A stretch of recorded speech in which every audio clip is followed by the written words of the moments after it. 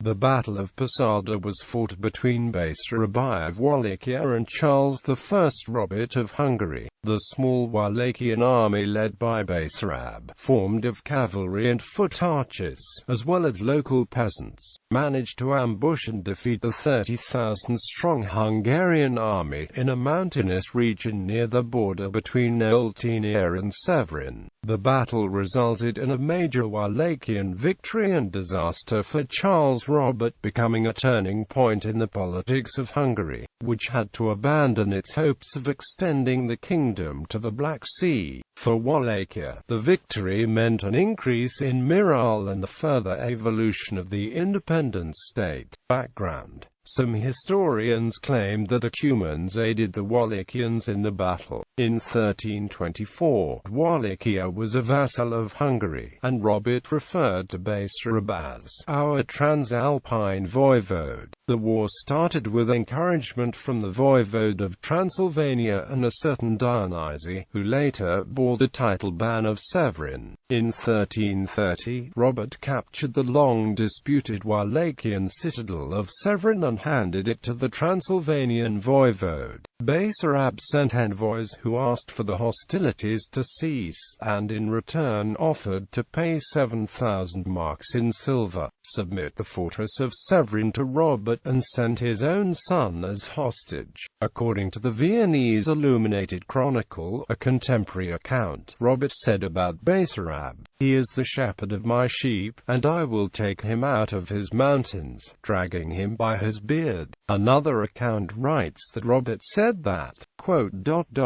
"He will drag the voivode from his cottage, as would any driver his oxen or shepherd his sheep." The king's councillors begged him to accept the offer and give a milder reply, but he refused and led his 30,000-strong army deeper into Wallachia, without proper supplies or adequate reconnaissance. Basarab was unable to stand a battle in the open field against a large army, due to the poor state of his troops, and he decided to retreat somewhere into the Transylvanian Alps. Robert entered Curtea-d'Arches, the main city of the Wallachian state. He realized that Basarab had fled into the mountains and decided to give chase. Battle. The location of the battle is still debated among historians. One theory gives the location of the battle at Laviste, in some mountain gorges, in the valley of Olt, Transylvania. However, Romanian historian Nicu Javara denies this and states that the location of the battle was somewhere at the border between Oltenia and Severin. The Wallachian army, led by Basarab himself, probably numbered less than 10,000 men